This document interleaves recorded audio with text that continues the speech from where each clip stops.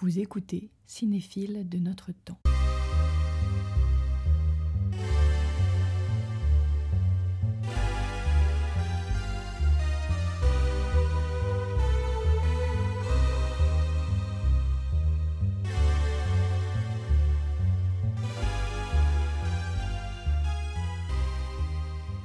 De même qu'on n'oublie jamais quelle musique se joue lorsqu'on tombe amoureux, on n'oublie jamais les films qui nous ont fait aimer le cinéma. Et c'est Paul Schrader qui a dit ça à la revue Carbone. Est-ce que toi ça te parle, cette citation, Paul Schrader en général, sachant que t'avais mis Blue Collar, je crois, dans tes films dont on reparlera plus tard. Bah, c'est ma première interview, Paul Schrader. C'est-à-dire que c'était un cinéaste que j'aime beaucoup et que j'aimais déjà très rapidement, parce que bon, il est connu en tant que scénariste de certains films de Scorsese, comme Taxi Driver, qui est pour moi peut-être le plus grand film de Scorsese.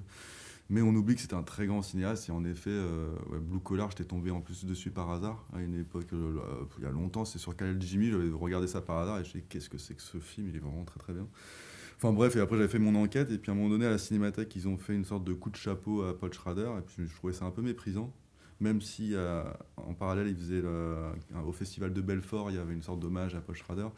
Mais j'ai l'impression qu'il n'était pas vraiment pris pour un grand cinéaste, c'était juste un bon petit cinéaste, sans plus. Et à l'époque, j'étais en stage au technicien du film. Et je commençais à m'énerver à la Cinémathèque, je me disais, mais personne veut interviewer Schrader, mais c'est pas possible, il vient et tout, c'est trop dommage. Et puis au technicien du film, pareil, mais où personne ne veut interroger ce grand homme, quoi. Enfin, c'est quand même fou, quoi. Enfin, je comprenais pas, quoi. Et à un moment donné, il y a à l'époque, c'était Stéphane Numedildo qui ensuite a travaillé au Cahier du Cinéma, qui est l'équipe démissionnaire par militantisme contre le rachat, qui à l'époque travaillait au technicien du film, et il m'a dit, bah fais-le, pour que t'as qu'à le faire. Et du coup, nous, on gère, on est le technicien du film, donc en tant que tennis, tu y vas en tant que pigiste, critique journaliste du technicien du film. Et c'est à partir de là où j'ai affronté mon premier grand démon, que j'aime beaucoup, qui est Paul Schrader. Voilà. Donc la petite histoire, c'est pour ça que c'est un cinéaste qui me touche beaucoup, parce qu'il y a aussi, par rapport à ma vie, il y a un truc très proche, c'est qu'il a été... par rapport à on appelle ça une éducation assez stricte. Oui, très calviniste pour lui. Ouais, alors moi c'était plus juif libéraux, mais c'est un truc dont j'avais toujours rien à foutre, la religion, etc. depuis que je suis petit. Hein, c'est vraiment un truc que je rejetais en bloc, pas parce que c'est précisément la religion juive, mais c'était parce que c'était la rigueur mystique religieuse de mon père qui s'était converti par zèle au judaïsme, et que voilà, il nous avait vraiment mis dans une certaine violence. Et il avait donc parmi les trucs de rigueur débiles comme ça, c'était pas voir de films un peu violents, même Rocky ou des trucs comme ça à 20h. Alors tous les potes le lendemain m'en parlaient, et moi j'étais comme un con, j'avais pas vu les films, donc voilà, ça me mettait un peu dans une situation d'autisme de fait. Et du coup voilà, donc lui à 18 ans, je crois qu'il voit son premier film. Enfin, voilà, tout ça, ça me parle. Voilà. Et puis après, son cinéma, je trouve que c'est magnifique. C'est-à-dire qu'il prend toujours des personnages assez atypiques, voire pas aimables. C'est-à-dire un gigolo, c'est-à-dire un dealer. Enfin, pas aimable par rapport à l'acceptation du cinéma traditionnel. C'est pas des personnages qu'on aime avoir en tant que protagonistes. Et je trouvais ça très beau ce qu'il en faisait avec ces personnages. Et jusqu'à la fin, d'arriver à un certain état de grâce, aussi bien le personnage que sa mise en scène. Et c'est pour ça que j'aime beaucoup un de ses derniers films avec Etano, qui est une sorte de variation autour du journal d'un curé de campagne, qui est magnifique. Ouais. Quoi. Ouais. Et enfin voilà, donc voilà, Schrader forcément.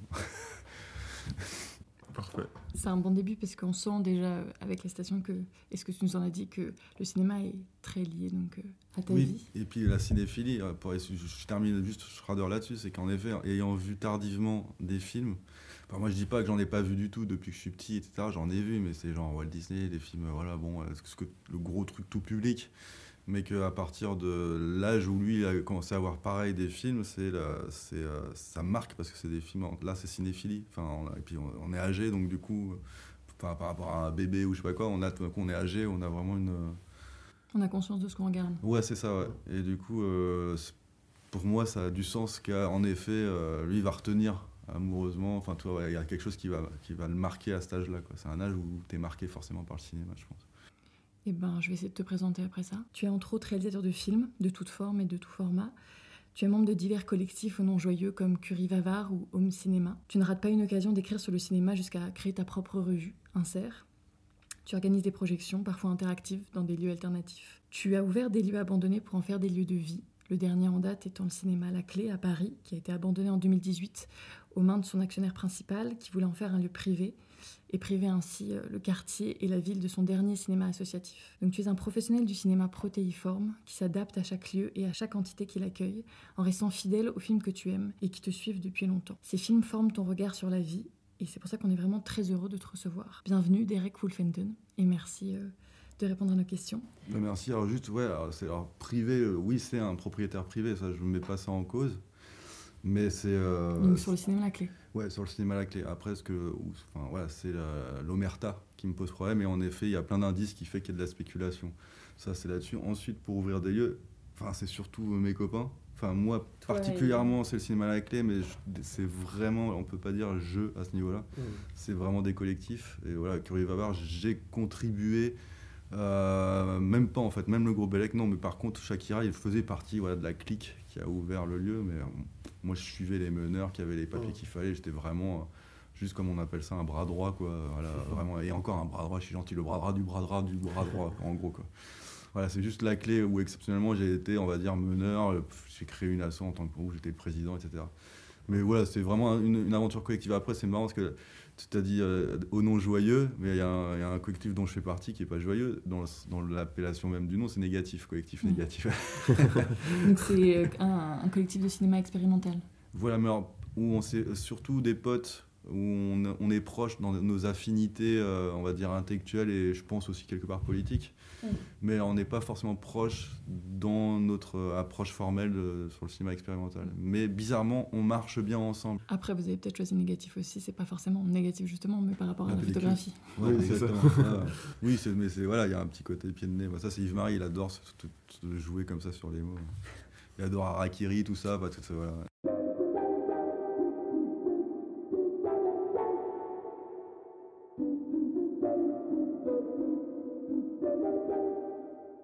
Pour rejoindre tout ce que tu disais par rapport au collectif, la première question qu'on t'a posée vis-à-vis du portrait, c'était la question du combat au cinéma. Quel combat tu serais au cinéma? Et tu nous as cité pléthore de films, justement en essayant de restreindre un peu ce choix. Parmi tous les films que tu nous avais donnés, je t'ai demandé s'il y en avait un en particulier, spirituel, qui te parlait un peu plus. Aujourd'hui, je t'en dirais un, mais fini la question, mais je vais jouer le jeu, parce que tu vois, c'est chaque jour ou chaque...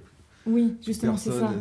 C'est un dans combat. Un combat différent, c'est ça. Ok, là, je peux répondre à la question dans l'immédiateté, ce sera là. Mais par l'écrit, en effet, il y a plein de trucs qui te viennent, c'est pas possible. Mais donc, je t'en prie, vas-y. Ce serait le combat de Zatoichi, le combat final qui je trouve magnifique, moi qui me fait pleurer à chaque fois. De la version de Mizumi, c'est ça? Ouais, dans la version de Kenji Mizumi. C'est la plus belle. Est-ce que tu veux nous décrire un peu justement cette scène et pourquoi elle te touche? Alors c'est compliqué, il faudrait raconter tout le film, mais je vais pas essayer, pas non plus de vous la raconter. En gros, c'est Zatoichi, c'est un sabreur aveugle qui a une sorte de dextérité de la lame extraordinaire, et puis on imagine qu'avec ses oreilles, il a un système de radar où il le rend quelque part limite encore plus fort que n'importe quel sabreur, alors qu'on pourrait croire que c'est un handicap. Donc après, la mise en scène est magnifique. L'handicap, où elle fait genre que c'est un handicapé, et en fait, c'est le plus grand peut-être sabreur du Japon à ce moment-là. Et donc, la mise en scène crée toujours des situations où il est mal barré, et puis à chaque fois, comme dans une bande dessinée ou un dessin animé, évidemment, il a le don de rétablir n'importe quelle situation désastreuse à son égard. Et il va y avoir une relation amicale, il va travailler comme une sorte de mercenaire. Donc il vit un peu aussi en tant que mercenaire, un peu comme les Baby Cart, la série qu'a créé aussi Kenji Mizumi, d'après aussi un manga. Et il va s'attacher avec une sorte de sabreur malade. On voit, il tousse, il va pas bien, c'est peut-être la fin de ses jours, alors qu'il est jeune, mais il a un souci dans les poumons, je sais pas trop ce qu'il a. On sent qu'il va mourir, quoi. Et il y a une relation extraordinaire entre les deux. Voilà, qui se rend compte naturellement, c'est une vraie amitié, quoi. C'est pas une amitié d'enjeu, etc., politique ou je sais pas quoi, c'est une vraie amitié. Ils parlent des choses simples de la vie et ils savent tous les deux qu'ils sont des très grands sabreurs. Et malheureusement, à un moment donné, l'autre sabreur, il va être engagé de l'autre camp. Et ils n'ont pas la même dynamique. Autant Zatoichi, il veut pas se battre avec lui, donc évidemment, on imagine la dynamique qui va se produire à la fin, ils vont forcément devoir se battre. Et c'est ça qui est très très beau, c'est que Zatoichi, c'est hors de question pour lui de se battre contre son ami, alors que l'autre, comme il va mourir, il y a un autre enjeu, c'est qu'en fait, c'est comme une relation, il veut mourir de la main quelque part de Zatoichi, ou en tout cas tuer Zatoichi et faire le meilleur combat de tous les temps et de mourir après ce combat à la rigueur, qui va de sa maladie ou pas, quoi, qu'importe, c'est pas du tout les mêmes enjeux. Et c'est très beau en fait cette dynamique contradictoire entre l'autre qui se fait violence lui-même pour pas se battre contre son ami alors qu'il est obligé de le faire pour survivre, et l'autre qui veut soit tuer Zatoichi pour mourir heureux et comblé, ou mourir de sa main encore mieux quelque part, comme une forme d'harakiri, quoi. Et voilà, après la fin, moi je la révèle, je suis obligé, mais évidemment Zatoichi il tue, parce que Zatoichi quelque part il peut pas mourir, quoi. Il tue son adversaire, et là t'as l'adversaire qui est contre lui, dans son cou, comme ils sont comme presque enlacés, sans les bras évidemment, mais l'un est posé sur son cou, et Zatoichi il est en sanglots, quoi. Il pleure, et là moi je suis c'est pas possible, quoi. C'est une scène vraiment très très belle, et l'autre, et on voit il est ému à mourir, c'est ça. Et il est ému de mourir de la main de Zatoichi. C'est vraiment une sorte de... Pour moi, c'est le moment fatidique de l'amitié pure et dure. Voilà, pour moi, c'est les plus beaux amis du monde. C'est un truc... Et à la fois contradictoire, parce que c'est pas notre culture, mais qui cristallise quelque chose qui, pour moi, est de toute culture généralisée. Ça, c'est la magie du cinéma. C'est la tour de Babel, mais on se comprend. C'est la langue universelle. Voilà. Même si on ne partage pas les mêmes codes, les mêmes rites, ou je sais pas, les mêmes traditions. Bah, dans ces moments-là, on comprend tout. Enfin, il y a un truc très bizarre, très limpide, très clair, très pur, quoi. C'est vrai. Voilà. Et pourquoi justement c'est le premier combat qui te revient en tête ce matin et dont tu as envie de nous parler? Parce que le collectif, on est en train de vivre une situation très compliquée avec ce qu'on appelle un pervers manipulateur. Et le principe de pervers manipulateur, c'est de faire mal où ça fait, toucher là où ça fait mal. C'est de la prédation, hein. Et voilà, et c'est un moment, et la pire violence, c'est se faire violence. C'est-à-dire ne pas réagir, rester zen, calme, etc. Et voilà. Et du coup, je pensais à Zatoichi qui doit se contenir, qui veut pas se battre, et à un moment donné, il va devoir se battre, et c'est compliqué. Mais justement, je pense à autre chose par rapport à cette réponse et à toutes celles que tu nous as faites par écrit. C'est que tu avais du mal à choisir qu'un seul combat, parce que tu nous disais que c'était comme diverses techniques martiales qu'il faut expérimenter tout au long des 9 mois d'occupation. Et ce que je trouve assez beau, c'est qu'il y a des gens qui parlent par métaphore, par exemple, et toi, tu parles de ce combat par des scènes d'action, en fait, par des scènes de combat en général. Parce que c'est très beau, là. Regarde les westerns, on va dire c'est des duels, mais c'est quelque part c'est des combats. Ouais. Chaque duel représente aussi une idéologie, hein. Ça représente une pensée même politique ou même je sais pas, narrative très forte, symbolique, comme je vous ai décrit Zatoichi. Voilà, ça synthétise, ça épure une idée de l'amitié extraordinaire. Voilà, c'est pas juste un combat. Ah ben non, voilà. c'est pas juste. Et même dans les films, des bons films d'arts martiaux, un combat est ultra important dans les enjeux que représentent l'un envers l'autre. Et en général, il y a une sorte de respect extraordinaire. Et d'ailleurs, dans les vrais arts martiaux, moi, il y a un de mes meilleurs amis qui est taekwondoïste professionnel, que j'ai suivi à Copenhague et en Corée, parce que ça vient de la Corée, cet art martial.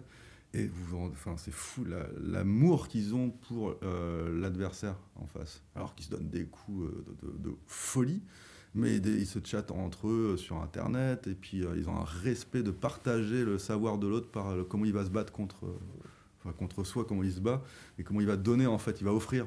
Et eux, ils voient ça comme un cadeau, quoi. Ils voient pas du tout comme un truc, il va me lyncher, j'ai peur, je sais pas quoi. Évidemment, il y a de la peur, etc., mais il y a surtout, et c'est pour ça que les professionnels, c'est pour ça qu'ils continuent le taekwondo, ou les boxeurs continuent la boxe, c'est la fascination de comment il se bat, comme un jeu d'échecs, quoi, comment je vais me placer par rapport à lui. Et c'est une joute amoureuse, presque. C'est presque une sorte de rixe amoureuse à ce moment-là, quoi. C'est très, très beau. Et vraiment, j'étais fasciné par ce respect amoureux entre deux combattants, quoi, voilà.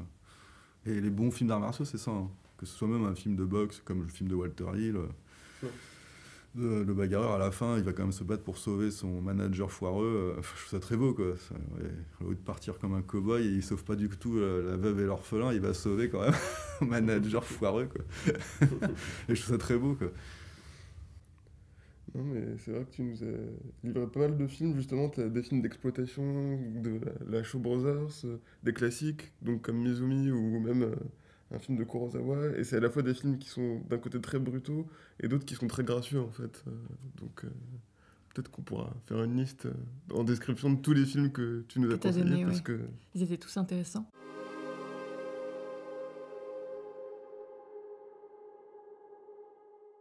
Mais en deuxième partie de Portrait, on t'a demandé si tu étais une salle ou un festival au cinéma, lequel serais-tu? Tu étais aussi très prolifique sur ta réponse. Est-ce que tu veux nous en donner quelques-uns que tu te souviens? Attends, j'avais écrit quoi d'ailleurs? Alors, tu nous avais parlé de la cinémathèque lorsqu'elle était sur les grands boulevards, Ah, puis aussi du Max Linder. Ouais.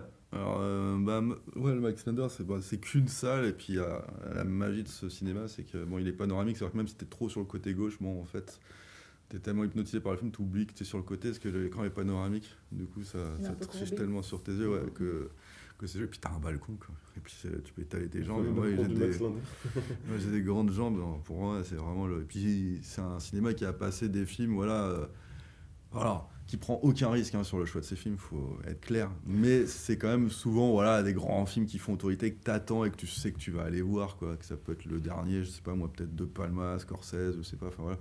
C'est le rendez-vous, tu sais que c'est là que tu dois aller pour voir le film que t'attends, quoi. Eyes Wide Shut, par exemple, c'est là où je l'avais vu, enfin, tu sais, quand il y a un film comme ça qui va sortir d'un cinéaste voilà, qui est quand même quelque part important, c'est là où tu vas, enfin moi c'est là où j'allais en gros, quoi. Voilà, t'as ça, et puis après, les grands boulevards, ben, c'est parce que c'est la cinémathèque. Avant, elle était à Chaillot, juste à Chaillot. Ensuite, elle a été, je crois, à Chaillot à République. Je crois que j'ai vu une séance ou deux à République. Et ensuite, tout en restant à Chaillot, elle s'est déplacée au Grand Boulevard. Et au Grand Boulevard, c'était magique parce qu'il y avait un truc beaucoup plus populaire, beaucoup plus central. Et surtout même le choix des programmations de la Cinémathèque Générale. Alors il y avait le côté un peu noble, c'était à Chaillot, les grands cinéastes, Bergman, Pasolini, tout ça. Alors que j'adore, hein, c'est pas la question. Mais, un peu classique. Ouais, mais dans les grands boulevards, eh ben, c'était l'expérimental, les séances du cinéma bis, ou sinon des cycles comme la Shaw Brothers, ou des cycles sur rétrospective, Carpenter, Argento, Romero, c'était au Grand Boulevard. Et voilà, et là, c'était un peu le truc un peu mal famé dans cette salle qui n'était pas le côté prestige, Chaillot, la nouvelle vague qui s'est rencontrée, blabla et blabla. Là, pour moi, il y avait beaucoup plus d'enjeux, puis c'était une salle très belle. Enfin, la manière elle était disposée, et puis même aussi par rapport à l'accueil, là, c'est plus des agences d'intérim qui sont engagées, c'est vraiment des purs cinéphiles, mais même des fois qui étaient mal polis comme c'est pas permis, et en même temps, des fois, adorables. D'ailleurs, je m'en souviens très bien, au Grand Boulevard, c'était un caissier qui t'engueule parce qu'il voulait voir le film et que t'arrivais avec 5 minutes de retard. Il t'engueule parce que voilà, je devrais être en train de regarder le film et tu me fais louper les 5 premières minutes à cause de ton retard. Enfin voilà, enfin, c'était ça. Et d'un autre côté, il y avait un autre, par exemple, c'était, il me manquait, je sais pas, alors à l'époque c'était en francs, il me manquait 5 francs. Le mec, il me file 5 francs pour que je puisse voir la séance, quoi. Enfin voilà, c'est des... c'est tout un ensemble, si tu veux, où les Grands Boulevards, c'était magique. Et, alors tu nous as fait d'autres réponses aussi, tu nous as parlé de Lacaton, où tu as découvert... Salo ou les 120 journées de Sodome. Tu nous as parlé d'Étranges Festivals aussi. Tu nous as dit que le Max Linder, tu avais vu Eyes Wide Shut. Donc j'ai l'impression que ces lieux, tu les associes à des films qui sont parfois un peu charnières dans une cinéphilie en tout cas. Oui, après, c'est des films de répertoire de facto par rapport à la politique des auteurs. Donc Max Linder, voilà, un grand cinéaste qui fait un nouveau film, soit bon ou mauvais, en général, il le passe.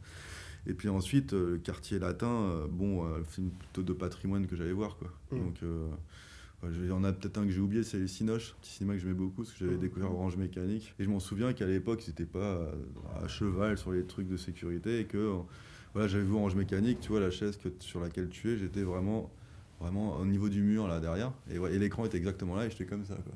Ouais, t'étais super proche. Donc il n'y avait pas besoin de la 3D ou je sais pas quoi, j'avais pris vraiment Orange Mécanique en pleine gueule. Et puis évidemment. Immersif. Ouais, c'est ça. À peine j'avais 16 ans, allez, on va le voir parce que c'était un temps moins de 16 ans avec les carrés dans l'officiel des spectacles, là, c'était drôle. Et c'était la fête du cinéma et on enchaînait voilà, plein de salles de quartier latin, etc. Donc voilà, salle de quartier latin, c'était jouissif parce qu'ils prenaient les films en seconde main. Donc grâce à ces petites salles, le film, on pouvait encore le voir en salle. Donc voilà, on pouvait attendre et espérer, et en effet, souvent, ces petites salles permettaient qu'on le voit au cinéma, ces films-là. Et du coup, voilà, mais après, exceptionnellement, des fois, je me souviens, après, il y a plein de films que j'ai vus que je me souviens plus où, alors que j'ai adoré les films. Mais sur le prochain film là, dont tu nous avais parlé, parce qu'on t'a demandé une scène de sexe au cinéma, et tu nous avais parlé de Pulsion, de Brian De Palma, et ce que j'avais trouvé assez marrant, c'est qu'on t'a demandé une scène de sexe, et dans l'anecdote que tu nous as racontée, c'est tu y réponds par une scène de meurtre. Donc voilà, je te laisse répondre ce que tu te souviens du film dont tu nous avais parlé ou pas. Si je me souviens du film Pulsion. Ouais. Ah bien sûr, j'adore ce film. Mais après, pour moi une scène de sexe au cinéma, en soit je suis pudique, soit il y en aurait trop que je pourrais... Et je trouvais que c'était plus drôle de vous raconter cette anecdote. Ouais, non, parce que vraiment j'étais mal à l'aise pendant le film. Parce que par rapport à... normalement je voulais aller au cinéma j'allais avec un pote ou deux, etc. Et puis c'était... je commençais vraiment à être cinéphile sérieusement et attends, non, même pas en vrai. En plus, je crois que je sais même pas. C'est un peu un miracle cette situation. C'est voir un film de De Palma, un vieux film, mais j'arrive plus à cerner exactement quand c'était. Je crois que j'étais au lycée, que j'étais plus trop au collège et que du coup j'étais resté en contact dans le quartier avec plusieurs personnes. Et elle, ça faisait longtemps que je l'avais pas vue et que personne de mes potes ne voulait aller voir le film. Personne n'était dispo, quoi, en gros, ou personne ne voulait y aller, qu'importe. Et donc je me suis rapatrié sur des potes comme ça, copines, que je trouvais mignonnes, voilà, juste, mais pas pour faire quoi que ce soit, c'était juste pour être avec quelqu'un de sympathique et aller au cinéma, quoi. Et donc j'appelle Désespérance, je voulais pas y aller tout seul, non pas que j'ai peur du film que j'allais voir, mais j'avais la flemme, et en même temps je voulais tellement aller voir le film, et j'avais tellement la flemme d'y aller tout seul, que j'appelle cette pote, et puis du coup on se donne rendez-vous, elle était dispo, j'étais content. Et là, je me rends compte, merde, malentendu, quoi. Elle était arrivée super sexy, parfumée à balles, etc. Et du coup, j'étais très mal à l'aise, parce que moi, j'étais vraiment limite en guenille et tout. Enfin, j'étais vraiment très, très mal à l'aise. Et je m'en souviendrai toujours, on allait voir Pulsion, et quelque part, je me confortais dans l'idée de voir un film de thriller, quoi. Où, oui, potentiellement, il y a meurtre. Je me souviens pas, mais j'étais vraiment bien renseigné sur le film. Je pense qu'il y avait des éléments qui me touchaient. Vite fait et qui n'était pas du tout dans ce rapport de force, de couple, etc. Et du coup, on s'est retrouvés dans le film. Et là, De Palma, ça m'a fait rigoler. Donc, c'est ma première rencontre avec De Palma. C'est presque une rencontre amoureuse, parce qu'il m'a quand même bien eu. Je connaissais pas son cinéma et je me rends compte que la première demi-heure, on dirait un film érotique sur M6, mais vraiment. Image vaporeuse, scène de cul, tout de suite, ça commence. Et là, waouh! Et là, j'étais à côté de la fille et j'étais vraiment pas bien. Non, mais c'est pas possible, quoi. Vous étiez, enfin, entre guillemets, jeune. Oui, mais comment je vais me sortir de ça? Parce que là, c'est carrément une déclaration d'amour à la fille, quoi. Enfin, en tout cas, une envie libidinale avec elle. Enfin, clairement, quand on voit le film, je fais waouh! Et heureusement, tout d'un coup, il y a scène de meurtre. Et là, je fais ouais, enfin. Je me suis pas trompé de séance et tout. Et là, je me dis, les choses sont claires, c'est pas si évident voilà, que j'ai envie de la draguer ou je sais pas quoi. Presque, ça me sauve, quoi, de cette culpabilité bizarre que j'aurais assumé, hein, mais là, j'assumais pas du tout ça. Voilà. Et puis voilà, puis après, on est sorti du film. Moi, j'étais content d'avoir vu ce film. Et puis, Elle était contente, elle aussi? ouais. Et puis là, après le film, bizarrement, voilà, mon pote, j'étais toujours timide, mais là, j'avais des envies sur elle. Tout d'un coup, Donc, ouais, très bizarre. Voilà, j'avais des envies sur elle, mais j'étais trop timide et c'était pas possible. Et puis je suis parti, voilà, je fais bisous et puis je me suis cassé. Et puis je sentais qu'il y avait une déception. Alors évidemment, moi, j'étais déçu parce que j'avais rien fait, mais je sentais qu'elle aussi était déçue, que jusqu'au bout, elle allait oser espérer, voilà, quelque chose. Et puis voilà, j'étais trop timide, j'étais pas prêt, quoi. Voilà. Tout ça autour de Pulsion de Brian De Palma.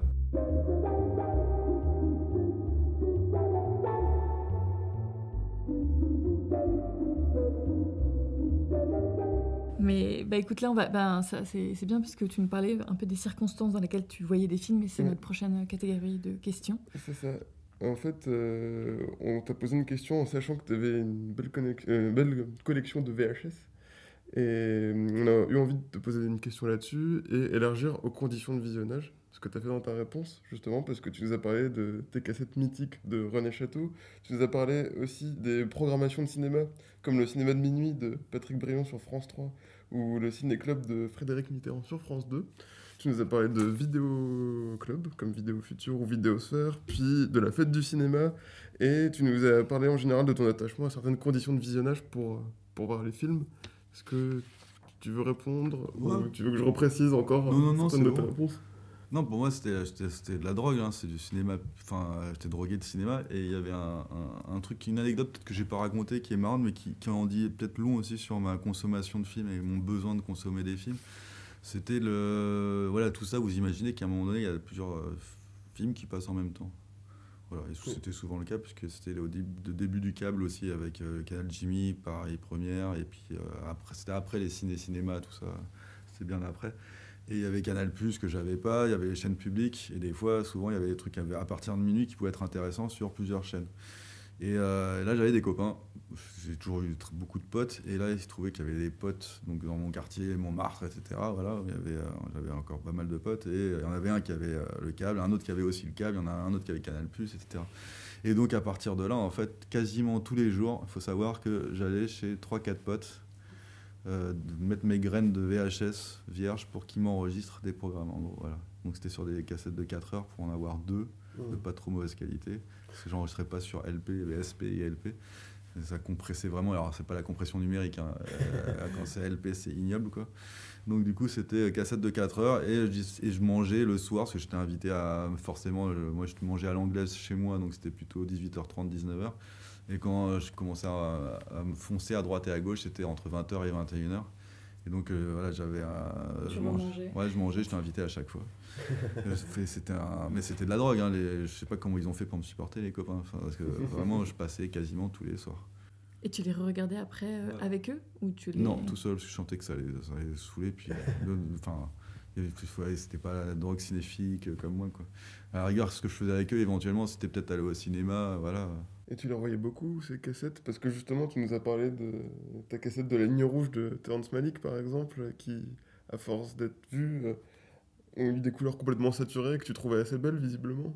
Ouais, bah c'est Guerre du Pacifique, c'est un bleu. Enfin, la lumière, elle est folle dans le film. Enfin, c'est quand même le réalisateur des Moissons du ciel.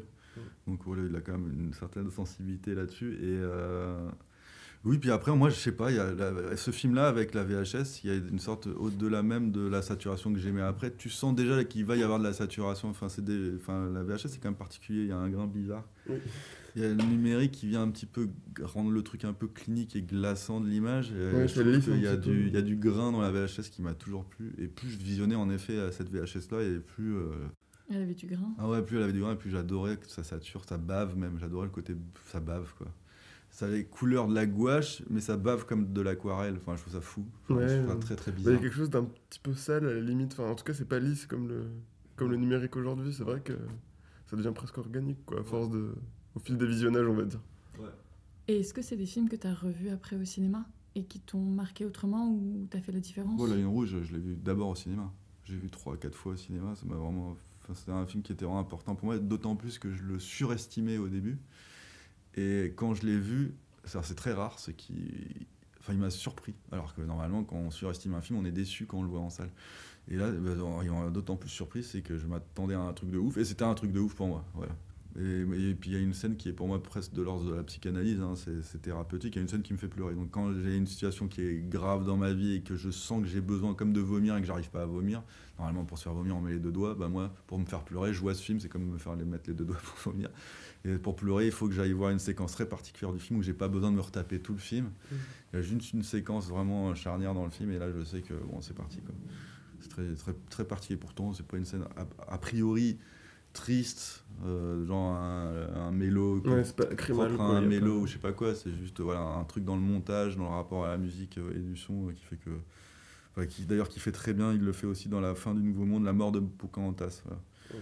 Il y a dans le rythme du montage et même dans la pudeur de comment il filme ce moment-là, voilà, je trouve qu'il y a une sorte de vertige qui crée une émotion particulière vraiment, ou qu'il maîtrise très très bien, quoi. Toujours sur les conditions de visionnage, tu nous as parlé aussi du fait qu'elles étaient capitales pour toi parce qu'elles complémentent le regard sur un film et que finalement la salle est un peu comme un écran aussi par rapport au film. Et tu parlais entre autres de ta découverte de The Sorcerer de William Friedkin à l'Étrange Festival et dans une copie 35 mm assez rare. Est-ce que tu as encore un attachement justement à la pellicule, toi ou... Oui, mais peut-être moins que les forcenés qui fait. Mais après, non, où j'ai un attachement, ça me rassure, parce que c'est matériel vraiment. Et c'est plus, ça me rassure en tant que historien, ou si j'étais restaurateur de films, c'est vraiment, ça me rassure que le film existe encore en pellicule. Vraiment beaucoup plus qu'un fichier numérique qui peut être droppé. Enfin là, moi, ça me fait vraiment peur. Ouais. Après, la question de diffusion du film, franchement... Non, moi ce qui m'avait marqué pour le Friedkin, c'était les vraies couleurs, c'était plutôt ça. Alors que le numérique, il aurait pu respecter exactement les couleurs, je n'aurais vu que du feu. Mais le problème de la restauration, que c'est même le cinéaste lui-même qui l'a fait, de Friedkin, et je l'ai rencontré, hein, Friedkin, c'est quelqu'un que j'aime énormément, mais pour moi il a fait une erreur énorme dans la restauration, c'est qu'il a trahi son film. Parce qu'il a tellement été traumatisé par la sortie salle de son film qui n'a pas marché, qu'il a voulu presque refaire un film en retravaillant trop les couleurs et en les saturant avec les couleurs primaires. Alors que la beauté de son premier film, c'était justement la gadoue, quoi. C'est une sorte de presque monochrome de couleurs, d'essence, enfin un truc un peu bleuté, chelou, enfin c'est pas un vrai vert quoi, c'est un vert dégueulasse quoi, et c'est magnifique. Et pour moi, il a un peu détruit son film dans la restauration quoi. Ouais. Mais après, il y avait, enfin par rapport à l'expérience en salle, oui, des fois c'est très touchant l'expérience de la salle. Parce que il y a un truc qui va se communiquer. Et j'ai pas parlé d'un autre film, parce que j'ai parlé je crois, de Halloween, je sais pas, bien longtemps après, le remake, le dernier remake en date. Mais il y a un film à la Cinémathèque, moi je faisais les sous-titres, je relevais les sous-titres, et je les envoyais manuellement avec les écouteurs, j'écoutais du coup la réaction de la salle. Et j'envoyais les sous-titres en écoutant aussi le son même de la salle, etc. Donc je voyais manuellement chaque sous-titre, tac, tac, tac. Et c'était très émouvant. Une de mes plus belles expériences de film, c'était un film où c'est un très grand film, pour plein de raisons, et qui n'est pas connu. Et là, tout d'un coup, on ressent, et ça c'est très bizarre parce que c'est imperceptible, mais on le ressent pourtant, que tout le monde est d'accord que c'est un grand film. Je sais pas comment expliquer. Et ça m'avait fait ça pour The Guet Desperado de Ruben Mamoulian. Et moi, j'écoutais la salle, les réactions de la salle, et je découvrais le film en même temps aussi. Et c'était un très grand film. Et en plus, quelque part, il y avait une sorte de... où ça interagissait, et je sais pas comment expliquer, c'est assez magique une salle quand ça se passe comme ça. C'est indescriptible, mais on ressent tous qu'on a vu un grand film, et pourtant personne ne se l'est dit concrètement. Mais voilà, c'est un peu magique, c'est assez mystique ce que je dis, mais... Ah oui, non, pas du tout. Enfin, oui, mais on comprend ce que tu veux dire par là, en tout cas. Mais c'est très touchant l'expérience de la salle pour ça, plus que pellicule ou pas pellicule. Ouais. Oui, c'est vraiment l'expérience du film en salle, quoi.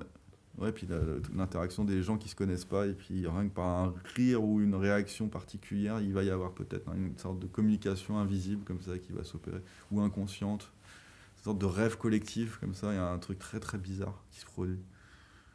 C'est ça que pour moi, je suis attaché, je pense, à l'expérience de la salle, peut-être plus pour ces questions, pour ces raisons-là en fait, quoi. Peut-être qu'on sort de la salle justement.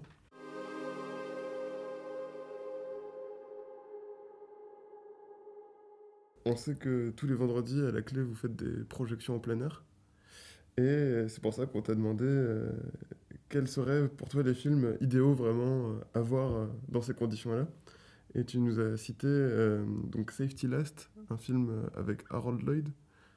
C'est avec le plan de cet homme accroché à l'horloge dans la rue comme ça. Et puis Fenêtre sur cour, en nous disant qu'il n'y avait pas besoin de préciser tellement c'était évident.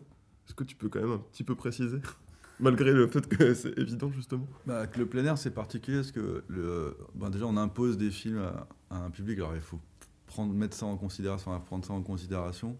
Donc, on impose des films. On propose plus des films parce que les gens ils vont dans nos salles voir des films. Là, on impose. C'est-à-dire qu'il y a un quartier des gens qui habitent à telle ou telle fenêtre et ils vont se taper le son et l'image. Donc, voilà, on impose. Donc, déjà, un choix de film déjà plus populaire, pour pas les braquer avec des films trop violents où là en plus ils n'ont pas demandé à voir ça et on leur montre une double dose quoi si tu veux, c'est compliqué. Et il y a aussi le facteur un confort du spectateur. Il est debout, même s'il est chez lui avec la fenêtre ouverte, s'il fait froid il se tape les courants d'air. S'il est dans la rue, il est debout ou assis sur les caniveaux, enfin sur le trottoir quoi. Et en plus, c'est en hauteur, il doit lever la tête tout du long, quoi. C'est un peu compliqué, c'est pas le confort du spectateur ici dans une salle, quoi. Et qu'est-ce qui est le mieux pour le faire oublier ça ? C'est l'interaction réelle et immersive. Donc c'est se voir presque comme dans un effet de miroir dans le film, quoi, pour lui faire oublier son inconfort, quoi, ou ses problématiques. Il me dérange à cette heure-là, etc. Donc Fenêtre sur cour, c'est les voisins qui regardent de leur fenêtre le mur, donc c'est tout d'un coup ils se regardent eux-mêmes et ça je trouve ça super drôle. Et en même temps c'est Hitchcock, c'est tellement bien raconté, et puis c'est un film parfait pour raconter le cinéma aussi, Fenêtre sur cour. C'est des poupées russes à l'infini. Complètement.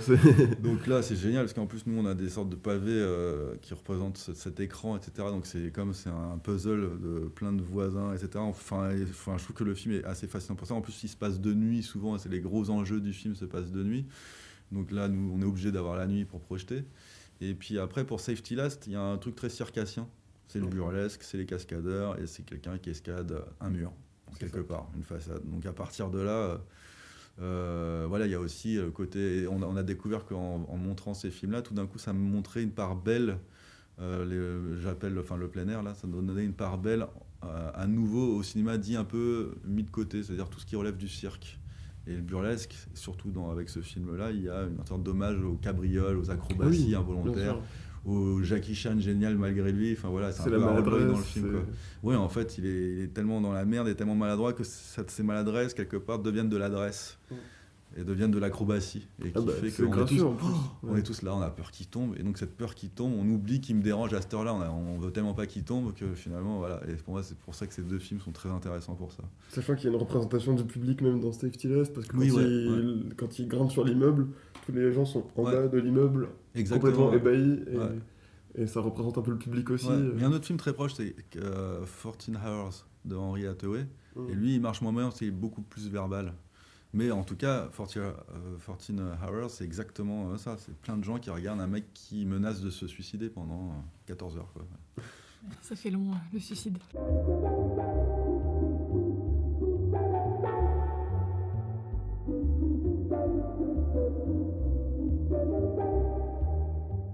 Mais justement, on t'avait demandé un de tes premiers souvenirs cinéphiliques, où tu as éprouvé autre chose face à un film que juste du divertissement ou entre guillemets de la consommation. Et tu m'avais déjà parlé du film de Fritz Lang, La femme au portrait. Et tu m'as dit que c'était ce film-là qui t'avait aussi donné envie de voir plein de films. Donc je voulais te demander en quoi ce film qui est un peu, au sens littéral, mais aussi dans sa composition, un rêve, et qui est très rocambolesque, avec plein de retournements. À la fin, on se dit, ben oui, c'est pas crédible. En quoi, justement, ce film te fait aimer d'autres films? Parce que c'est pas un film cinéphilique, comme on pourrait... dans le sens où ça t'amène vers d'autres films. Parce que j'ai découvert, pour moi, La femme au portrait, c'est la découverte d'un point de vue très particulier. Déjà, le héros, il est d'une laideur incroyable. Moi, je connaissais pas du tout Robinson. Il est particulièrement laid et à la fois vraiment un acteur extraordinaire, mais vraiment, c'est un de mes acteurs fétiches. Encore aujourd'hui, c'est un acteur vraiment... Je le vois, vraiment, c'est quelqu'un qui m'émeut. Il y avait jusqu'à son dernier rôle qui est Soleil Vert. Je le trouve vraiment émouvant. Et et puis même l'histoire, cette femme très belle, en tout cas très excitante, Joan Bennett, elle a vraiment un visage particulier, elle a quelque chose de très... on a envie de la baiser, clairement, non, mais disons les mots, et elle est là limite pour ça, pour créer cette envie, d'une autre manière que Marilyn Monroe dans 7 ans de réflexion, où bizarrement ils sont très proches. Mais là, c'est plutôt le versant psychanalytique, le film de Fritz Lang, que 7 ans de réflexion. Et ensuite, voilà, donc déjà un mec aussi laid que ça soit le héros. Et ensuite, le jeu aussi, où le film il est très fin aussi sur à la fois, il y a plein d'humour, ce qui est assez étonnant pour un film de Fritz Lang. Moi, je trouve qu'il a vraiment énormément d'humour, qui est peut-être permis aussi grâce à Robinson. Qui est angoissant et, c'est flippant, mais en même temps, tu ris. Donc voilà, il joue tellement sur deux niveaux, un film à la fois réaliste, entre guillemets réaliste. Voilà, c'est quelqu'un qui fantasme sur un portrait, qui est prof. Voilà. Son meilleur ami, c'est-à-dire c'est crédible aussi. Il travaille dans la police. Et en même temps, voilà, il y a ce côté, et puis même aussi cette rencontre très audacieuse que je trouve assez réaliste aussi. C'est pourquoi pas, voilà, cette femme avec qui, un peu, qui est peut-être éméché à ce moment-là, lui aussi, ils vont baiser, quoi. Tout simplement, ça arrive, voilà, il peut y avoir des rencontres comme ça. Et puis tout d'un coup, c'est pulsion, c'est avec moi, une sorte d'amalgame. C'est tout d'un coup, au lieu de baiser, il commet un meurtre, quoi. Et il tue pas la fille, il tue une tierce personne, quoi. Et je trouve ça super. Je sais pas, voilà, il y avait un truc qui était. Voilà, je voyais deux niveaux qui arrêtaient pas d'avancer ensemble. Et c'était jamais un truc trop juste simple, efficace, qui avançait, quoi. C'était vraiment deux trucs. Tu analysais le film, mais en même temps, tu suivais l'histoire. Il y avait deux problématiques, ou une problématique double. Voilà, plutôt une problématique double. Et qui, à la fois, c'est drôle, à la fois, c'est osé. Je chantais que c'était osé, que j'avais jamais vraiment vu ça. Je chantais clairement les enjeux sexuels du film, alors qu'on est dans les années 40 dans mon souvenir. Ouais. Et à tout point de vue, je trouvais que ce film était une étrangeté qui me résistait et que cette résistance me plaisait. Voilà, je crois que c'est plutôt ça. Et voilà, et puis jusqu'à la fin, je trouvais ça super beau, le mec qui se suicide, et puis là, c'est une sorte de génie de mise en scène. Je sais pas si vous l'avez vu, le film, ou pas. Le film, d'ailleurs, il est un peu connu sur cet effet technique très, très beau. C'est la caméra qui s'avance sur lui, parce qu'à mesure qu'il s'empoisonne, dans mon souvenir, et puis il meurt. Et puis en fait, entre-temps, la caméra elle s'est avancée sur le fauteuil, donc il n'y a plus le contour du décor. Et puis après, la caméra recule, on est dans un autre décor. Il n'y a pas eu de coupe. Et en fait, c'est tous les techniciens qui ont changé de décor sur le temps du gros plan sur Robinson qui est en train de soi-disant de se tuer, alors qu'en fait, c'était un mauvais rêve, tout ça. On peut le voir comme ça, voilà.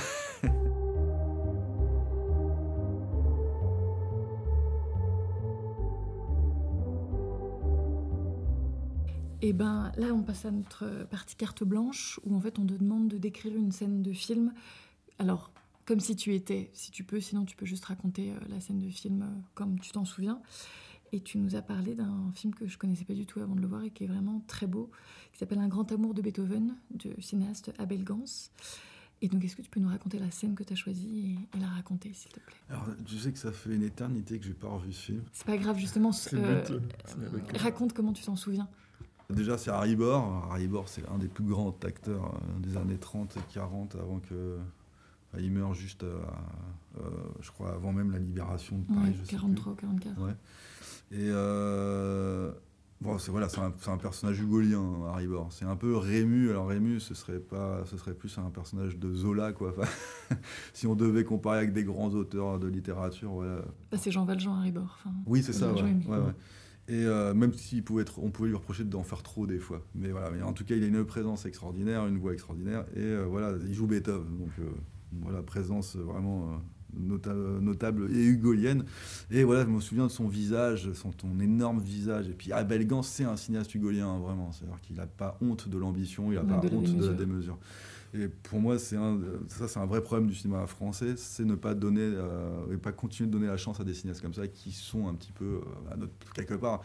On peut être fier sur plein de trucs, mais soyons fiers de ces cinéastes-là. Enfin, et encore aujourd'hui, Coppola, c'est lui qui donne de l'argent pour la restauration des films de Gans. Enfin, voilà, y a que c'est quand même dingue qu'eux reconnaissent plus ces cinéastes-là que nous-mêmes. Enfin, je trouve ça complètement aberrant. Enfin bref. Voilà, en tout cas, Abel Gans, il fait ce film que je trouve très beau et très lyrique sur ce visage d'Harry Bor, donc c'est Beethoven qui perd son nuit. Et voilà, il y a des plans qui sont très caractéristiques, on va dire, sur le plan sonore, que c'est comme un enfant de 3 ans, voilà, qui apprend à parler ou qui apprend à analyser la vie avec des puzzles ou des manuscrits pour enfants avec des dessins. Alors, ça c'est un camion, ça c'est voilà, au début ça c'est un carré, après ça c'est un camion, et enfin pour t'apprendre le vocabulaire et ça. Et là c'est vraiment un vocabulaire de cinéma. Alors ça c'est-à-dire un gros plan, ça c'est un plan large, mais aussi dans les motifs. Alors ça c'est un moulin, ça c'est ça c'est une rivière, etc. Et c'est super beau comment à la fois je sais pas comment faire, il perd l'oreille, donc il perd quelque part ces images-là aussi, comme un aveugle, enfin je sais pas comment expliquer, il perd une substance et en même temps il réapprend. Voilà, c'était à la fois la perte de quelque chose et le réapprentissage autrement, quoi. Et tu vas jamais aussi bien voir et entendre ce que tu as devant les yeux qu'à ce moment-là, je trouve, du film. Et là, c'est magique. Et vraiment, à ce moment-là, on devient à la fois sourd et à la fois on devient clairvoyant. Enfin, c'est très bizarre. Voilà, et je crois que Abel Gans, c'est un génie pour ça, quoi. Et peut-être même qu'il y a une mise en abîme sur peut-être qu'on perd avec le son aussi. Oui, c'est que t'es traumatisé par voilà, et c'est super beau ce paradoxe. Enfin, voilà, dans sa mise en scène et son montage, il y a un truc qui se produit et de manière très simple et efficace, et c'est ça la beauté de Gans. On dit que la simplicité, que c'est nul, c'est super dur d'être simple. Le plus dur, c'est d'être simple. Enfin, vraiment, hein. Voilà, pour moi, il faut être un génie pour arriver à être simple et à une épure parfaite. Voilà, c'est comme Misumi à la fin, quand il y a ce combat-là, il y a une épure qui veut tout dire, quoi. Ben là, pareil, dans cette séquence-là, il y a une séquence très simple, très conne, chant contre chant à la con, tout ce que vous voulez, mais là, tout est dit, en fait, quoi. Et il enlève le son. Et c'est des sons bruts, comme tu dis, c'est comme des images d'enfants, des sons d'oiseaux, des sons de ville. Mais et justement, tu l'as mis en lien avec Les Moissons du ciel, le film de Terrence Malick. Est-ce que tu peux me dire à quel moment tu fais le lien dans le film de Malick? À quel moment, pour toi, Malick, c'est vraiment très inspiré de il n'a pas honte de son lyrisme. Ouais, il n'a pas honte. C'est un cinéaste de la démesure dans ce sens-là, Malick. Il a pas il y a deux genres qui posent problème encore aujourd'hui, qui pour moi ont toujours posé problème. C'est pour les esprits cartésiens, c'est la satire et le mélo, parce qu'ils étirent quelque chose. Et alors il tombe pas dans le mélo Malick non plus, mais tu sens qu'il en a pas peur, il pourrait y aller, quoi. Ça ne le fait pas peur du tout, quoi. Et voilà, c'est pour ça que j'adore la musique soul. C'est Malick comme la musique soul. C'est le grand écart là. Non, mais parce qu'en gros ils sont croyants. Donc, clairement il y a une mystique chez Malick. Moi je suis pas croyant, alors peut-être que je crois en Dieu, mais je crois pas, hein, un mystique, je m'en fous, quoi. Enfin, tu vois, mais par contre le temps d'une chanson soul d'Al Green ou de Donny Hathaway, je crois en Dieu, hein. Vraiment, là c'est clair et net, je suis croyant, quoi. Enfin, voilà, quand je veux dire, ils sont tellement portés par quelque chose. Ou quand j'entends The Emotions dans What's Tax, qui passe du coup Dimanche pour la fête de la musique. Et ben là, là, moi, je suis ému. Là, je suis comme les personnes qui commencent à trembloter, etc. Enfin, je suis complètement porté, quoi. Et là, je suis croyant. Et voilà, Malick, c'est un très grand cinéaste pour ça. C'est-à-dire que là, je suis en immersion. Quand il réussit, je suis en immersion. Après, la Ligne Rouge, il y a un moment donné, oui, je suis en immersion avec ce cinéma-là, quoi. Et oui, et Gans, c'est pareil. Voilà, il y a une mystique qui se crée, qui sont tellement à fond, ils ont peur de rien. Tu peux que les suivre. Et ben ouais, moi je les suis, il n'y a pas de problème, quoi. Et aveuglément ou sourd ou malentendant, qu'importe, j'y vais, quoi. C'est comme les joueurs de flûte, tu vois, de Hamelin, quoi. Ouais. Je suis comme les enfants derrière, pas de problème.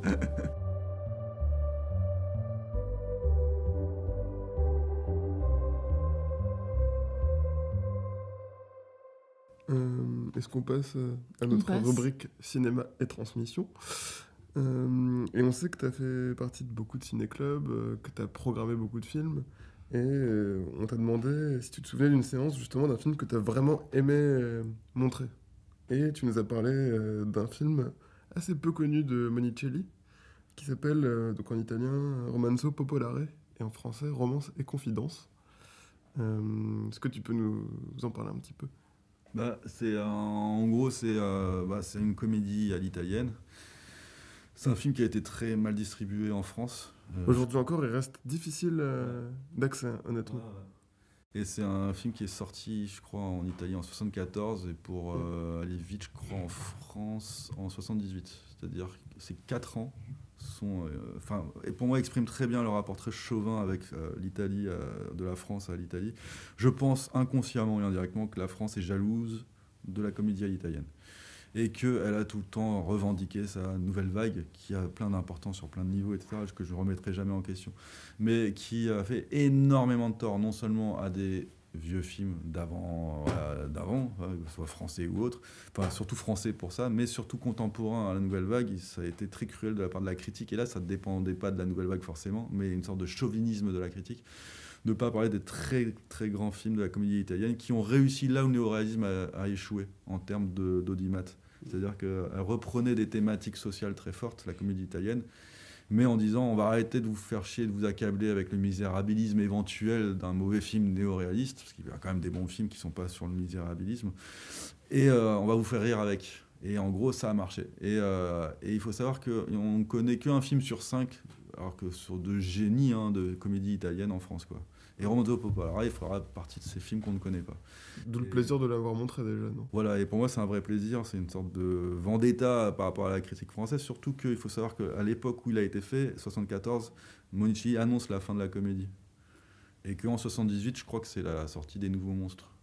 Alors autant lui, il est bien distribué, ça marque la fin de la comédie italienne, c'est plein de cinéastes, c'est plein d'acteurs connus, etc. Donc voilà, ce film, je pense qu'il a été plus ou moins bien distribué en France. Mais voilà, Romanzo Popolare, il se fait défoncer parce qu'il sort en 78 et que tous les critiques disent ouais bon, il est bien gentil le petit Monicelli, mais on savait que ça a été fini la comédie italienne, quoi. Donc qu'est-ce qu'il nous raconte avec son film, quoi. Enfin, et là t'es là, mais au-delà de ça, en plus, c'est les problématiques du chômage que ça évoque, la relation très particulière quand même entre un mec qui a, je crois, 50 ans et une nénette qui a même pas 20 ans. Ouais, il a 18 ans. Ouais.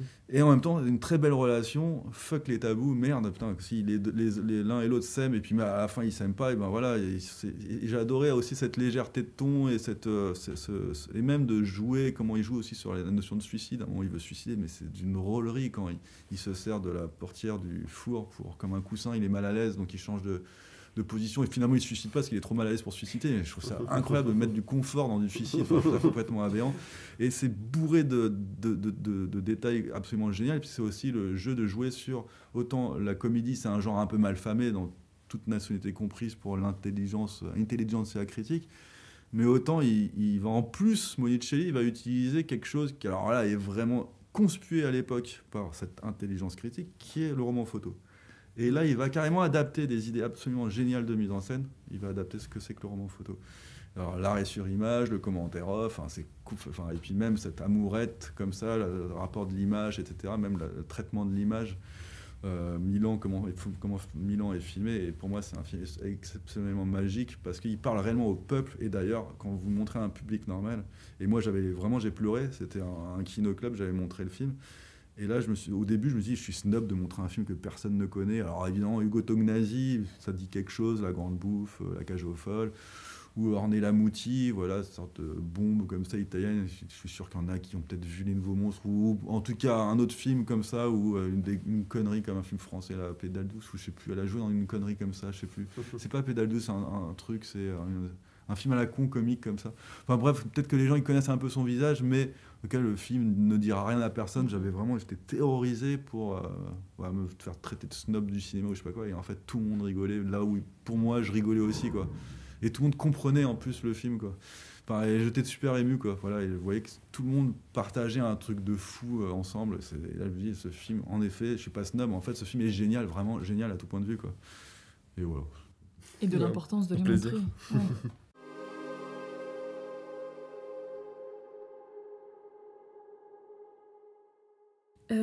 Ah oui, on t'a demandé ensuite, donc un film que tu as déjà cité plusieurs fois là depuis 1 heure, c'est le film indispensable à montrer à tout adolescent. Et tu nous as répondu Carrie, de Brian De Palma, qui est quand même un film très triste, je trouve. Enfin, il est plus que d'être un film d'horreur, je trouve que c'est un film infiniment triste sur le genre humain et le passage à la puberté et à l'adolescence. Donc pourquoi indispensable ? Indispensable parce que ça parle aussi du racisme.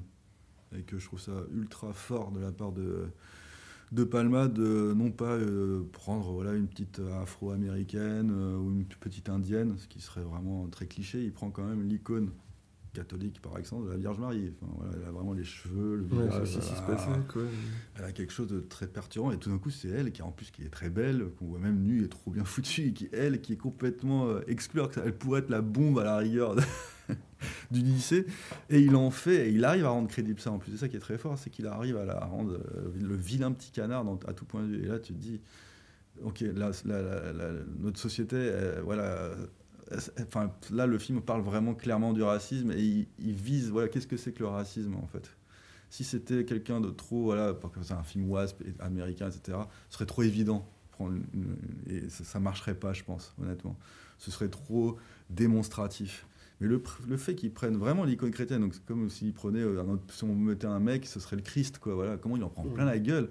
Enfin, là, c'est vraiment intéressant, parce que du coup, toute forme de marginalité peut se retrouver dans Carrie, et qu'on puisse nous projeter aussi toute forme de marginalité dans ce personnage-là. Et c'est très, très fort. Et c'est là où c'est intéressant. Et après, où c'est beaucoup plus riche, en plus, contrairement en plus, il attaque un tabou qui est les règles, et moi je connaissais pas du tout ça. On c'est n'a jamais en parlé. Ouais. Là, on peut pas y échapper, quoi. Et ce qui est très beau, c'est que pour passer ce tabou-là aussi, il utilise le fantastique. C'est-à-dire qu'à mesure on la découvre la première fois ses règles, elle découvre son pouvoir de télékinésie. Donc il arrive à maquiller, mais pas cacher non plus. La première fois. Donc en plus c'est une leçon de cinéma aussi. Déjà c'est une leçon de vie, qu'est-ce que c'est qu'une femme, qu'est-ce que c'est que ses règles, etc. Et puis c'est une leçon politique, parce qu'en gros le film, il est terrible, et je suis d'accord avec toi, mais en même temps il faut être terrible au cinéma pour essayer de conjurer notre réalité de merde. C'est dire quand même, c'est fou, cette société américaine est tellement pourrie qu'elle elle donne raison finalement à la mère. Et là, tu dis, ça va mal. Ça va très très mal. Finalement, elle avait raison, la mère, quand elle dit, ils se moqueront tous de toi, qu'ils vont te faire du mal. Eh ben oui, ils lui font du mal, quoi. C'est que la société américaine, elle crée en effet des corps parfaits comme ça, avec ces corps qui est très intéressante, cette séquence, ils font tous des pompes. Il faut la corde de la poupée gonflable parfaite, qui est manufacturée comme ça à l'infini. Et alors que la mère de Carrie et Carrie, c'est vraiment l'artisanat, quoi. C'est vrai. Elle couait, c'est très singulier. Donc c'est très particulier que le film donne raison à une fanatique, une terroriste, clairement. C'est une terroriste à ce niveau-là, la mère de Carrie. Et le film ne dit pas que c'est un personnage positif, mais il dit que cette société américaine est beaucoup plus pernicieuse et nuisible que cette femme-là. Et là, la critique de Palma, elle est d'une force extraordinaire. Et d'ailleurs, c'est pour ça que Stephen King préfère même le film à son propre roman. Parce que son roman, il l'avait jeté au départ. Et c'est sa femme qui a récupéré le roman et dit « Mais t'es con ou quoi ? Tu peux essayer d'en faire quelque chose ?» Et en effet, c'est le bouquin de Stephen King qui a révélé Stephen King, doublé par la réussite commerciale du film Carrie. C'est la première adaptation de Stephen King. Et qui a révélé vraiment Stephen King. La carrière, on lui connaît grâce à ça. Grâce à sa femme qui a sauvé le bouquin, de la poubelle, quoi, le manuscrit, parce que c'était pas encore un bouquin, et puis après, grâce à De Palma qui a apporté une dimension. Qui a permis la médiatisation encore plus de Stephen King, quoi.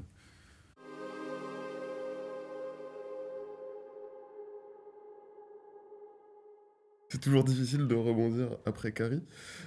Surtout que le film dont on va parler après n'a aucun lien, je Mm. pense. C'est un film que tu détestes et que pourtant tu recommanderais. C'est vrai que la question est un peu perverse aussi. Et Alors tu non, sais non, que- vous trichez, parce que vous m'avez dit il faut recommander. Moi je dis je recommanderai jamais, mais bon, j'ai joué le jeu, mais non, non, je recommanderai absolument jamais ce film. Non, non, bien Mais sûr que il y a non. un- Mais Il est intéressant à voir, enfin justement avec ta critique en tête.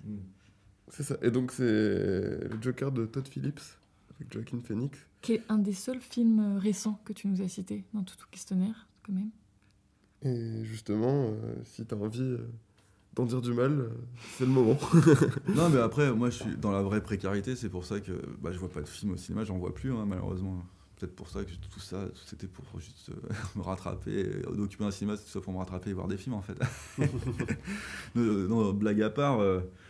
Non, du coup, en fait, au début, c'était très bizarre avec ce film-là. Au début, j'ai eu envie de fait qu'il y avait un film qui s'appelait Joker. J'avais trop envie de le voir. Ensuite, j'ai vu la bande-annonce, j'avais pas du tout envie de le voir. Ensuite, j'ai eu plein d'échos partagés du film, donc du coup, j'ai eu trop envie à nouveau de le voir. Et puis là, il est sorti en DVD, tout ça, pendant le confinement, je sais pas quoi. Donc après, quand on pouvait un peu s'esquiver, que les JBR, Joseph, tout ça ouvrait, toutes les conneries, où c'était facile, en gros, d'avoir le film, etc. Au lieu de télécharger, je me suis dit, allez, je vais me l'acheter, je vais me l'offrir. Parce que moi, je crois encore à l'objet, c'est comme des penses bêtes, les objets de films, soit des VHS ou des DVD, quoi. Et du coup, voilà, je me le suis fait ici avec un occupant comme moi, et puis lui qui l'avait déjà vu, il voulait le revoir. Et puis, donc, du coup, je découvre le film, et puis je me dis, mais qu'est-ce que c'est que ce film? Et en fait, ça me terrorise, ces films-là. En fait, c'est vraiment les films qui me donnent presque envie d'arrêter de vouloir faire des films, ou même de voir des films.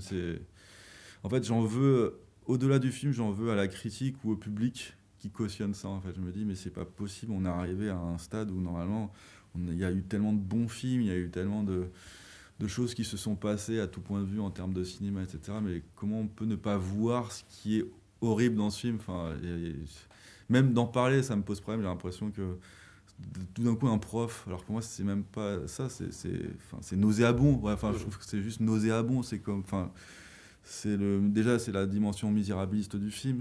On voit que c'est pas du tout sincère. Enfin, il y a rien d'honnête. Enfin, moi la scène pour moi qui est clé, je sais pas si je vous l'avais écrit, mais c'est la scène avec la mère avec son enfant dans un bus, Ouais. et puis ou dans le métro, je sais plus, qu'importe. Oui, Enfin, c'est- dans un bus, je crois. Ouais. Et lui, il fait des grimaces au gamin qui est trop mort de rire, etc., quoi. Et puis la mère, elle se retourne, laissez mon fils tranquille. Et à partir de là, tu sais que tu vas passer un sale moment.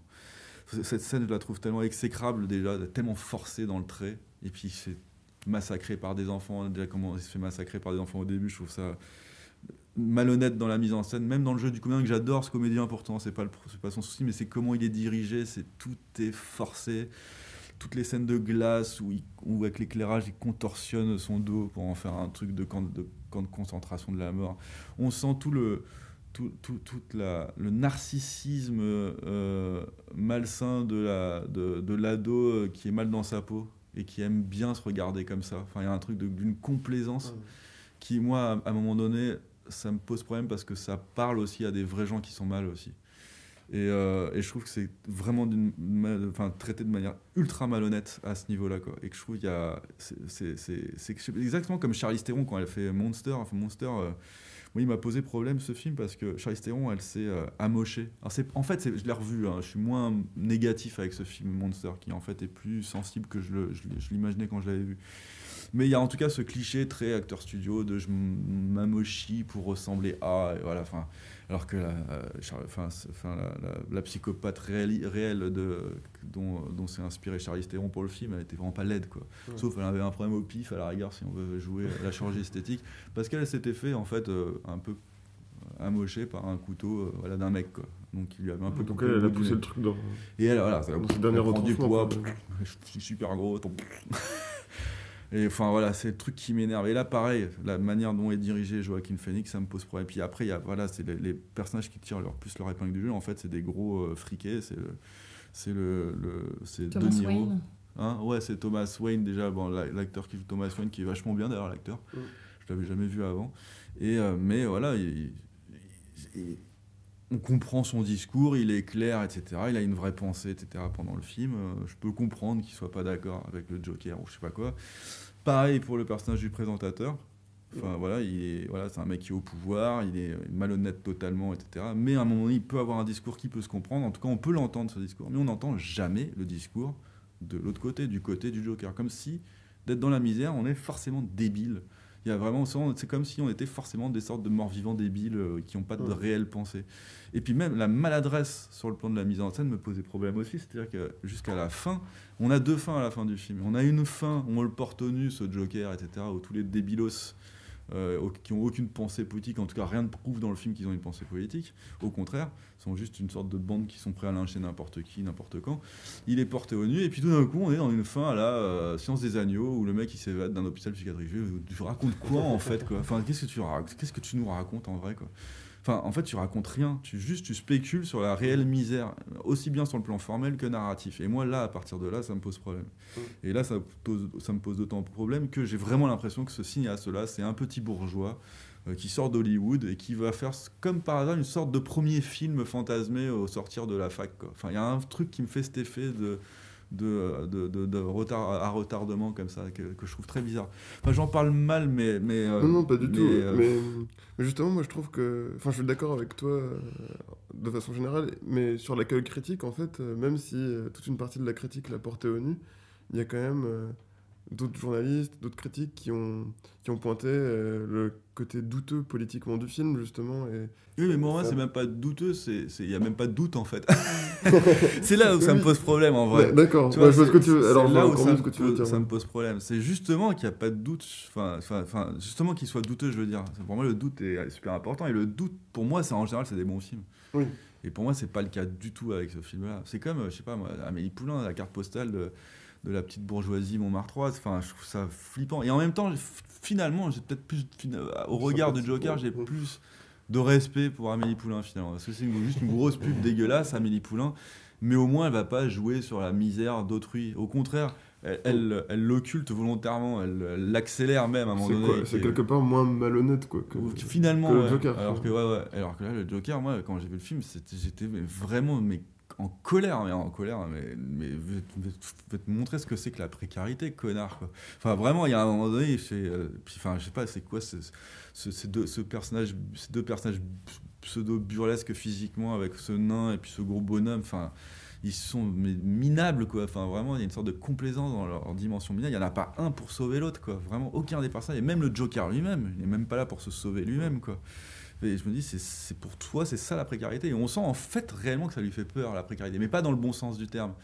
Et finalement, ça crée un discours extrémiste comme quoi il faut l'éradiquer. Mais pas l'éradiquer dans le sens il faut faire des progrès politiques pour faire que tout le monde soit au même niveau, pas du tout. C'est l'éradiquer, il faut tous les buter. Enfin, vraiment, il y a presque un truc sournois que te crée le film, un discours sournois que te crée le film qui me pose problème, en fait, quoi. Et qui me fait peur. Après, justement, on parlait du retour critique, etc. Et tu disais qu'on n'entendait pas le parti du Joker. On l'entend au moment de la présentation télé. Enfin, il parle et il a un discours cohérent à ce moment-là. Mais ça vient trop tard et c'est sans contexte. Enfin, les 2 seuls contextes qu'on a, c'est les journaux qui disent « Ah bah les riches » et le problème des ordures qu'on entend dès le début. Ouais. Et sinon, c'est, entre guillemets, les seules raisons pour lesquelles la ville et les gens pourraient se révolter. Mais après, moi, ce que j'ai trouvé aussi intéressant, c'est que certes, il y a eu un retour douteux, pour le coup, c'est le retour qui est douteux de la presse et de la critique et des spectateurs, mais les gens s'en sont emparés. Enfin, c'est un film qui était vide, enfin, moi que je trouve vraiment vide, il se construit là-dessus, mais les gens, en fait, l'ont rempli avec toutes les manifestations qui s'est passées après, et c'est ça que je trouve aussi intéressant, c'est un film qui dépasse totalement les salles de cinéma. Et enfin bref, je sais pas si... Mais il a été réapproprié par des mouvements très différents en plus. J'aime tellement le cinéma que ça m'énerve qu'un mauvais film, il prend, on va dire, le succès, même le succès critique de vrais grands films qui sont encore dans l'oubli aujourd'hui. Enfin voilà, moi j'ai découvert, grâce à un ayant droit qui m'a donné les propos, enfin il m'a permis la projection d'un film, c'est Le Point du Jour de Louis Daquin. Et vous vous rendez pas compte, mais le film va disparaître. Parce qu'il n'est pas restauré, qu'on restaure toujours les mêmes conneries, quoi, avec cette crétinerie du Joker. Ce qui m'énerve, c'est la projection aussi. C'est-à-dire que tous les 10 ans, il sera restauré, ce film-là. Et que voilà, il y a des films qui sont 10 fois plus beaux, 10 fois plus importants, mais même au-delà même de l'histoire du cinéma, au niveau de comment on vivait à une époque aussi, quoi. C'est-à-dire ce qui se passe dans les mines, quoi, en 49, donc c'est un film de 49, Louis Daquin qui a été assistant chez Grémillon, et c'est un film par rapport à ses appartenances à la CGT, donc politiquement, qui n'a pas pu faire les films qu'il voulait, de l'envergure et de l'ambition qu'il voulait, alors que c'était une forme de néo-réalisme français, et pas du tout misérabiliste non plus. C'était vraiment de la poésie et du social. Vraiment, c'était à la Grémillon, quoi, poésie et social. Et que ce film-là, voilà, moi j'ai vu dans une bêta SP, franchement limite, mais presque dégueulasse, non, mais disons-le dégueulasse. Et voilà, au lieu de restaurer ces films-là, on va restaurer des films comme le Joker et compagnie, et ça me rend fou en fait. Et je suis d'accord que c'est beau de voir ça, mais pourquoi ce ne serait pas des bons films qui pourraient être remplis ? Il y a toujours, dans les bons films, il y a de la place pour ça. On peut le remplir, un bon film, quoi. Et pourquoi ça doit être des mauvais films, et en effet comme Amélie Poulain, qui doivent avoir cette fonction-là ? Et moi, c'est ça qui me chagrine. Je trouve que c'est injuste en fait, c'est là où moi je me rebelle, je trouve ça injuste, voilà. Mais je suis d'accord, il faut relativiser, il faut optimiser. C'était pas de la relativisation, je sais pas si le mot est français, mais voilà, c'était plus... le film est vide et pourtant les gens l'ont rempli. Et tu vois, je sais même pas si on refera le lien après le film, c'est juste qu'il a pris une autre dimension, il est devenu politique et c'est le symbole plus que le film qui est devenu important. Et c'est plus ça qui m'interpelle. Et c'est pas pour le relativiser, c'est juste ça m'interpelle. Et tu dis il y a de la place dans les bons films, et je suis d'accord parce que les bons réalisateurs laissent de la place aux spectateurs pour réfléchir et pour penser. Là pour le coup le film était totalement vide et donc on avait toute la place de s'en saisir et de lui faire dire n'importe quoi, que ce soit des bonnes ou des mauvaises choses. Ouais.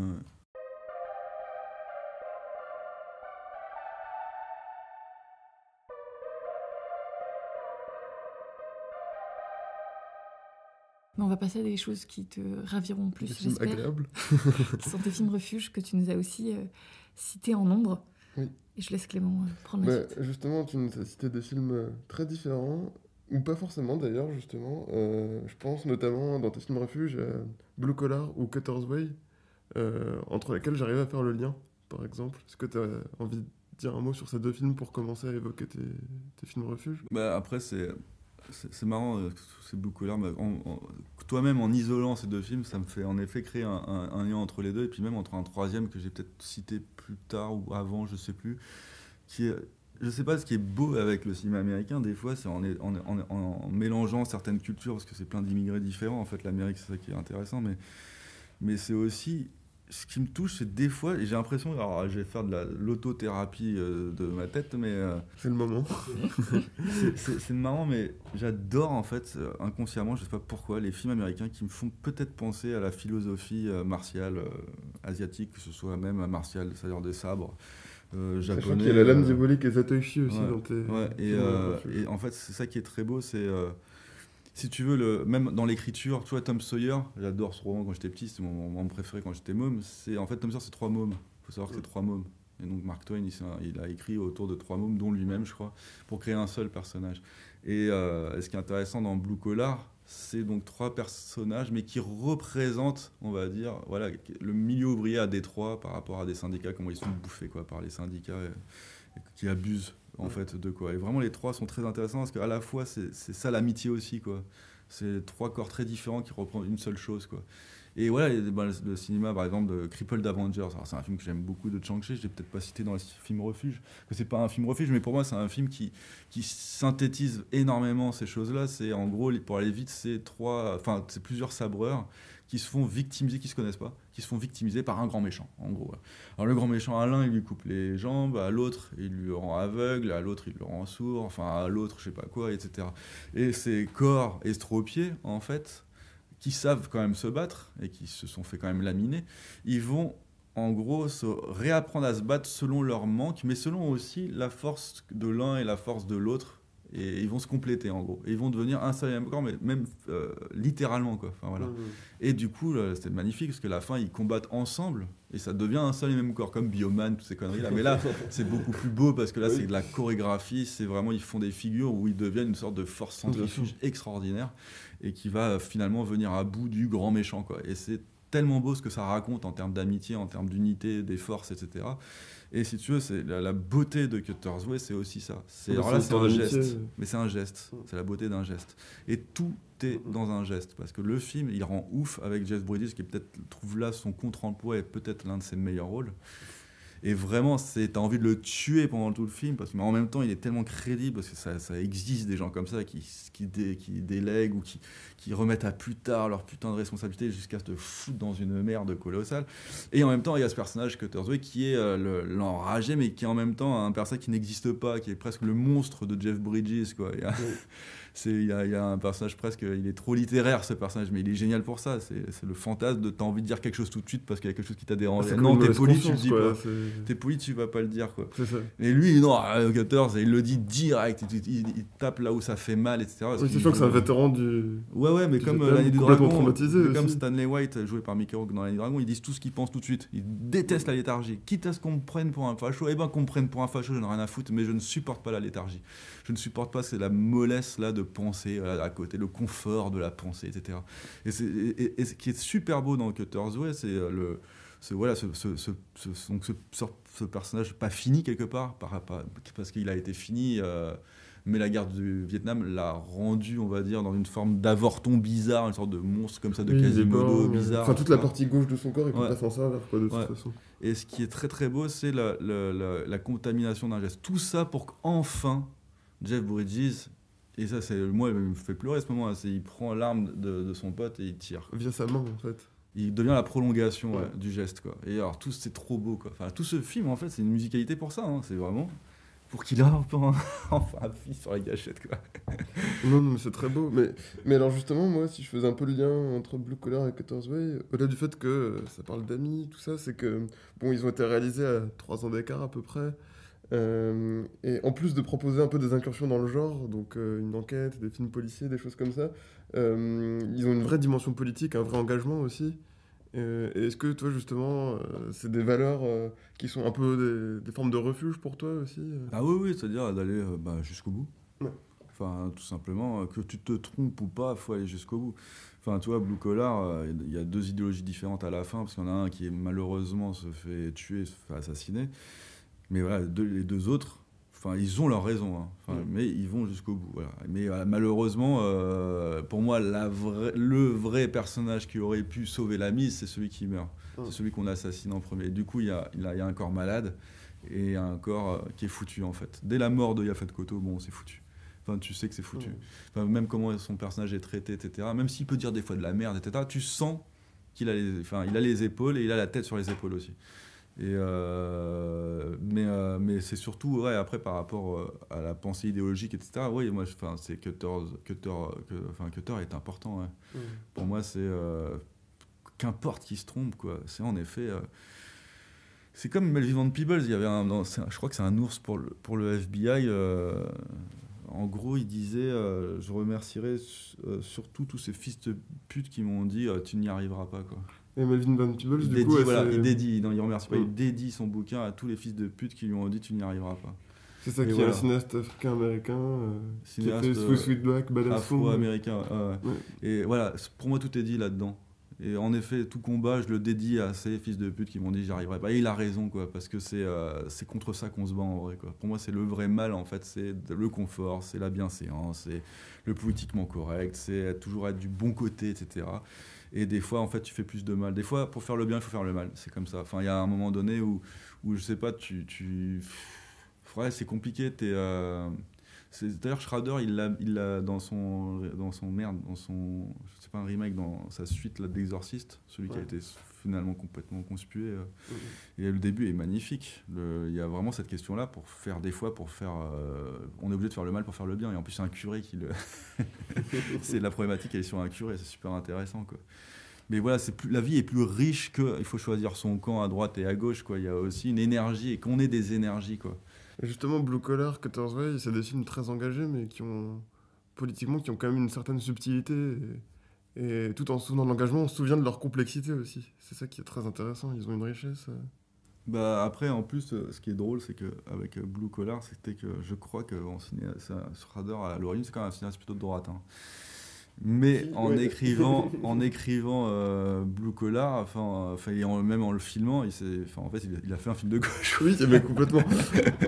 Et je trouve ça super beau. Voilà, ce passage comme ça. Et je crois que même lui, il en rigole parce qu'il l'avait vraiment écrit comme d'un point de vue vraiment particulier. Voilà quoi. Ouais, je trouve ça assez drôle. Ouais. Et moi, je voulais juste revenir plus largement, parce que tu nous as vraiment cité beaucoup de films. Et juste pour savoir, qu'est-ce que c'était Refuge pour toi? Parce que tu nous as dit que tous ces films dépendaient aussi des moments où tu te trouvais. Et enfin, c'est quoi un refuge pour toi? Et quand est-ce que, quand est-ce que tu les vois? Je sais pas, c'est comme les trucs d'arts martiaux de combat. C'est chaque moment où je vais mal, ou une situation qui va me rendre mal, va me demander pas forcément de voir le même film. Enfin voilà, c'est très compliqué quoi. Donc t'as pas un film où tu sais que tu vas... Enfin, t'as plein de films où tu sais que tu vas être bien, mais t'en as pas un où tu sais à chaque fois tu vas le mettre et ça va... C'est un film pour une solution de la vie et ça change tout le temps. Oui, alors après, non, quand je vais vraiment mal, déjà, je n'arrive pas à voir de film. Donc c'est ça la tragédie, c'est que j'ai pas de film refuge dans ce sens-là. Quand je vais vraiment pas bien, il n'y a pas de film qui existe pour me faire aller mieux, quoi. À la rigueur, ce serait d'enfer. Voilà, ce serait plutôt ça le refuge, quoi. Refuge ultime. Ouais, non, c'est vrai, hein, c'est très bizarre. Bah, merci Derek. Merci à vous. Toutes ces réponses. On va en profiter pour remercier Anna Mandico pour ses illustrations, Gabriel Régnier pour la musique et bien sûr le cinéma La Clé qui nous a accueillis aujourd'hui dans sa salle du bas pour enregistrer. La Clé qui est un cinéma occupé en ce moment par des cinéastes, des professionnels du cinéma qui essaient de le faire vivre parce que c'était le dernier cinéma associatif de Paris, comme on l'a dit au départ, et qu'il allait être vendu par la Caisse d'épargne, enfin le CE de la Caisse d'épargne qui le possède. Et Derek et son équipe font en sorte d'en faire un lieu de cinéma, de résidence, et dont le procès a été redécalé au 21 septembre. Donc venez voir des films et venez les soutenir.